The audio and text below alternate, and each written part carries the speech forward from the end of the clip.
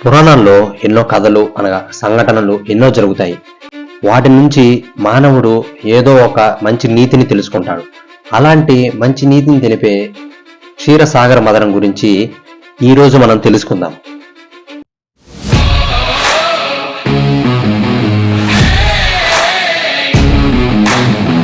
ఈ క్షీరసాగర మదనం జరగడానికి కారణమేంటో తెలుసుకుందాం. రాక్షసులు దేవతలకు మధ్య ఎప్పుడు యుద్ధం జరిగేవి. దానివల్ల దేవతల శక్తి రోజు రోజుకి సన్నగిల్లుతూ ఉండేది. రాక్షసుల శక్తి మాత్రం రోజు రోజు పెరుగుతూ ఉండేది. ఇక వారు బాధలు తట్టుకోలేక దేవతలందరూ కలిసి శ్రీ మహావిష్ణువు వద్దకు వెళ్తారు. వారిని భరించలేకపోతున్నాం, ఏదో ఒక సాయం చేయమంటారు. అప్పుడు మహావిష్ణువు దేవతలకు క్షీరసాగర మదనాన్ని చిలకమని సెలవిస్తాడు.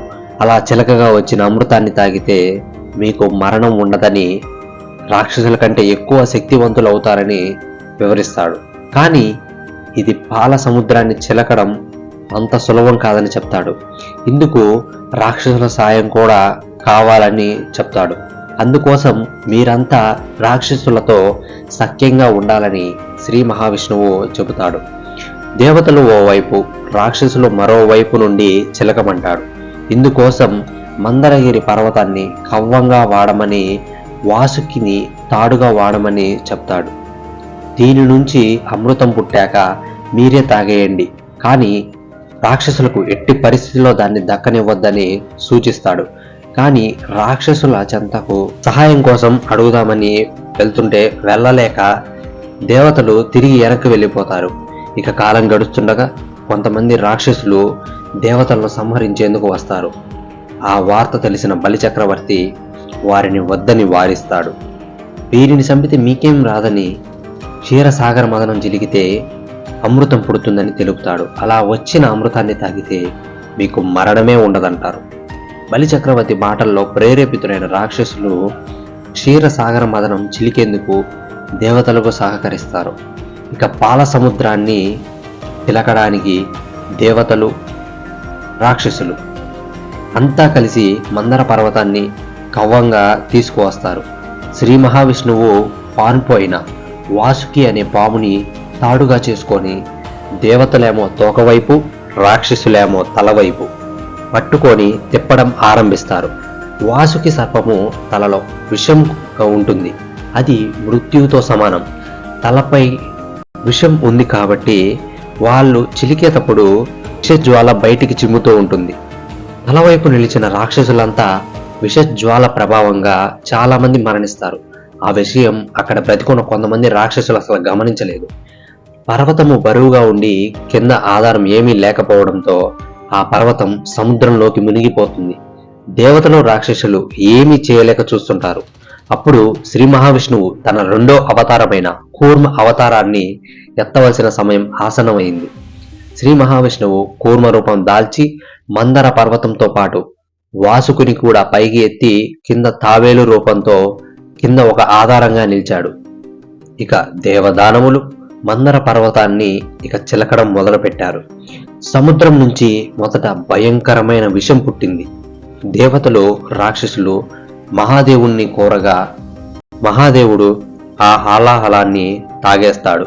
అప్పుడు పార్వతీదేవి ఆ విషాన్ని కంఠం నుంచి దాటిపోకుండా శక్తిని ఉపయోగించి అది కంఠం నుంచి దాటిపోకుండా నిలుపుతుంది.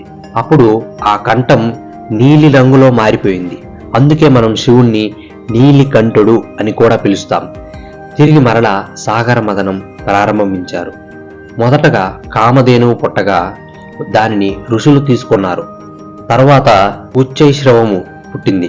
దాన్ని బలి చక్రవర్తి తీసుకున్నాడు. తరువాత ఐరావతము ఇంద్రుడు తీసుకున్నాడు. ఆ తరువాత కల్పవృక్షము, అప్సరసలు, చంద్రుడు తదితర వారు పుట్టారు. ఆ తరువాత లక్ష్మీదేవి పుట్టింది. సంపదకు తల్లి కాబట్టి అందరూ ఆమెకు నమస్కరించారు. ఆమె తరువాత శ్రీ మహావిష్ణువును వివాహం చేసుకున్నది. చివరికి ఆయుర్వేద విద్యాసారథుడైన ధన్వంతరి అమృత కలశంతో పుట్టాడు. రాక్షసులు తుచ్చ బుద్ధితో దేవతలకు అమృతం అందకూడదు అని అమృత కలశమును లాక్కొని తీసుకు వెళ్ళిపోతారు.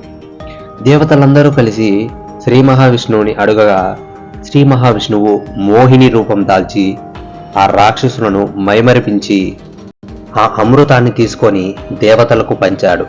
అది చూసి రాక్షసులు ఇది మోసం, మేము కూడా సాగర మదనంలో సహాయం చేశాము, కానీ అమృతం ఇవ్వలేదని యుద్ధం ప్రారంభించారు. శ్రీ మహావిష్ణువు అనుగ్రహంతో మరియు అమృతం వల్ల దేవతలు యుద్ధం గెలుస్తారు. శ్రీ మహావిష్ణువు అవతారం ఎత్తిన ప్రతిసారి మనకి ఏదో ఒక నీతి అనేది తెలుస్తుంది. ఈ క్షీరసాగర మథనం ద్వారా మనకి తెలిసిన నీతి ఏంటంటే, మనం మొదట్లో ప్రారంభించినప్పుడు ఏ పనైనా కానీ మనకి అసలు మంచి జరగదు. కానీ చేస్తూ ఉండగా మనకి కావలసిన మంచి అనేది మనకి జరుగుతుంది. కానీ మనం దాంట్లో కష్టపడాలి అని ఈ క్షీరసాగర మథనం ద్వారా మనం తెలుసుకోవచ్చు. ఇంతవరకు చూసినట్లయితే మీకు ఈ వీడియో ఎంతగానో నచ్చుంటుందని అనుకుంటున్నాను. ఒకవేళ ఇది కానీ మీకు నచ్చినట్లయితే లైక్ చేయండి. అలాగే అసలు ఇలాంటి కంటెంట్ అసలు మిస్ అవ్వకూడదు అని అనుకుంటే మాత్రం సబ్స్క్రైబ్ చేసి బెల్ సింబల్ ఆన్లో పెట్టుకోవడం ద్వారా ఎప్పుడైతే మేము వీడియోస్ పోస్ట్ చేస్తామో మీకు వెంటనే నోటిఫికేషన్ ద్వారా వస్తాయి. That's all for today. Thank you for watching.